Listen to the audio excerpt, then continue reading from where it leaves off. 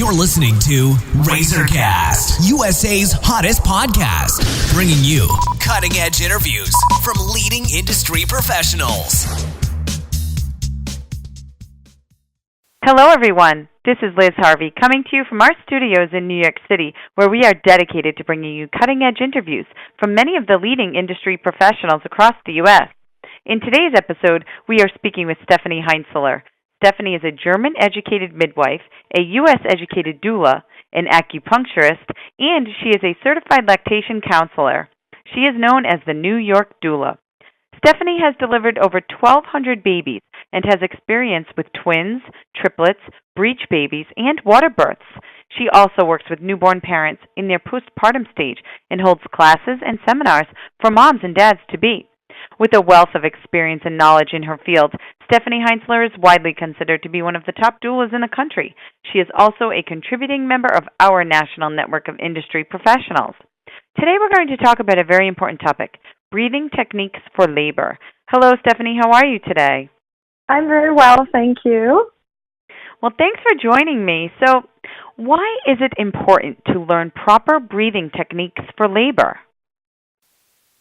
So, breathing techniques are really important during labor because that's the only thing actually that a mother has during labor. Pain is overwhelming. What's happening around her is very overwhelming in terms of, medical team or going to a hospital or, having IV fluids. So everything can be very stressful. And good breathing techniques can help tremendously to stay relaxed. If a mother stays relaxed, the birth continues to go much better.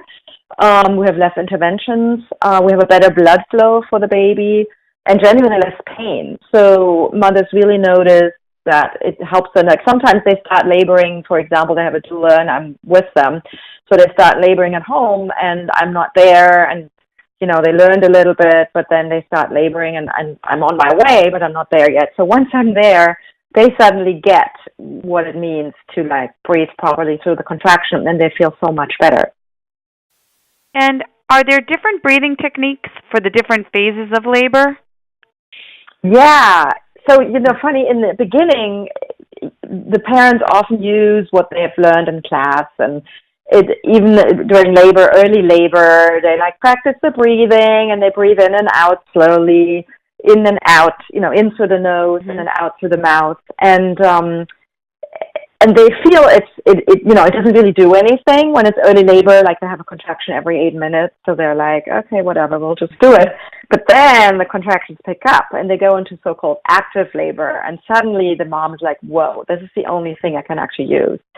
So suddenly she's breathing much deeper. So for the partner and the doula, it's, we work much more and closer with the mother in labor, and the breath is mainly being used, the technique is used during the contraction, and in between it's more about relaxation and, remembering to let go of anything that tensed up during the contraction.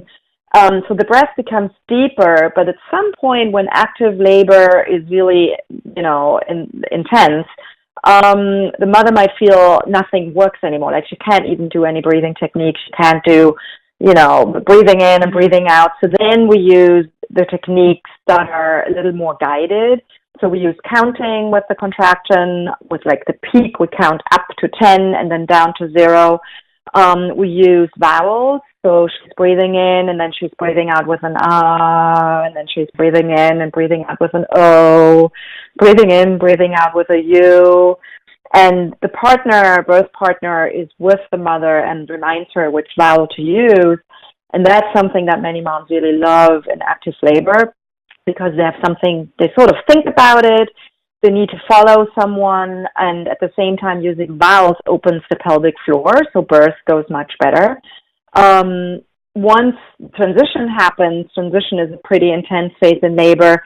Sometimes moms even feel they have a little bit of an urge to push. So then we need to avoid that because you don't want to push against the cervix that's not completely open yet. So we need more guidance again. And then sometimes we use shorter breaths. So to really help the mother to not breathe all the way deep in her pelvis when in fact she has this urge to push. So then we use sometimes panting, which we can also use for pushing when she cannot push yet. But there's certain panting techniques, you don't want to get dizzy, you need to still have a proper breathing technique. And then for pushing, it's another breath again, that you kind of hold the breath, and then here and there you breathe out and push at the same time. So it's really, they're very different breathing techniques, and funny enough, every mother is different. So sometimes we really need to try things out. We need to see what works best with this kind of contraction, because this, works for a half hour, and then I notice the contraction changes, and then I know it won't work anymore. So then we need to switch. We need to focus on something else. And then the other thing is, how alert is the mother? Is she still with me? Can she ask me questions in between contractions? Which is the case in the beginning of labor, but then later on, you give as little input as necessary, because she won't be able to take a whole explanation. I can't be like, well, do this, do that, and breathe here, and position there. You really need to give like 2 sentences, and then the mother knows what to do, because there's only so little time between the contractions. And is it possible to provide more oxygen for the baby during these breathing techniques? In the end, nobody really knows, but what we know is that, yes, but because the mother feels better. So if she breathes deeply and is relaxed, that means the body's relaxed, that means there's better blood flow throughout her body, and therefore there's better blood flow for the uterus and placenta and then the baby.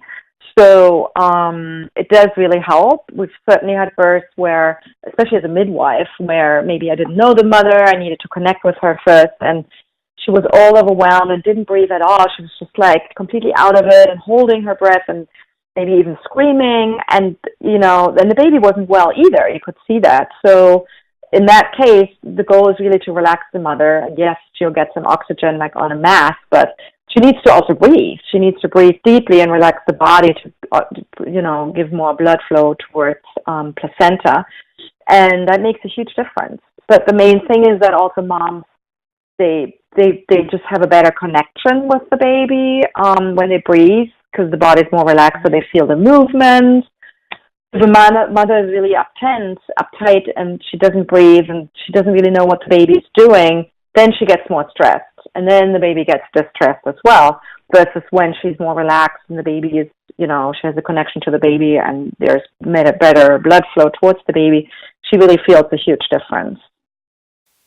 And do some women try to hold their breath during labor, and is this ever okay?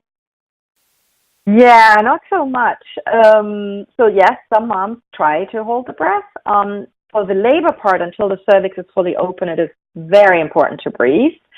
Holding the breath is, some really, they get into pain and then they're like, and, they kind of, you see the shoulders going up and it's like, So that's not ideal, because, again, it hurts much more. The baby doesn't get a lot of flow. She's not very relaxed. It does happen sometimes, especially when contractions change or the water breaks. I had a mom last week. She was standing and she was breathing beautifully, and then her water broke, and suddenly the baby shifted and, pushed against the cervix much more because that little bubble was gone. And she had a sudden urge to push, and she wasn't really open yet, but the urge was there. So all the breathing techniques didn't work anymore. So she did hold her breath because she didn't really know what to do. So in that case, I moved her back onto the bed and, put her in a hands and knees position so she has less pressure, and also used another technique, so that helped her. So it does happen because moms also forget. But the goal, for every nurse, every doula, every midwife, every obstetrician is to keep breathing, like keep the flow. And lastly, how do women remember all these techniques when it comes time to labor? So the most important would be to take a childbirth class where you practice those breathing techniques and practice at home so you don't forget. Hire a doula. That would be the key for me, because I see it, and even for the partners, it's not only they forget, it's also they can't do this for 18 hours in a row. So we alternate. So you need another person who's also, who knows how to grab the mother when she doesn't really know what to use. if you don't want to hire a doula, just write it down. Really write things down.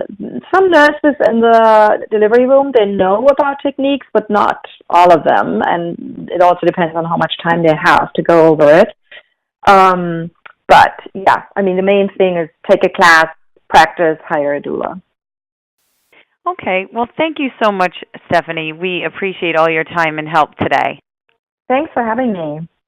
And for our listeners across the country, if you are interested in speaking with Stephanie Heintzeler, please visit www.thenewyorkdoula.com or call 917-399-2031 to schedule an appointment. And on behalf of our entire team, we want to thank you for listening, and we look forward to bringing you more top-quality content from our country's leading industry professionals. You've been listening to RazorCast, USA's hottest podcast, bringing you cutting-edge interviews from leading industry professionals.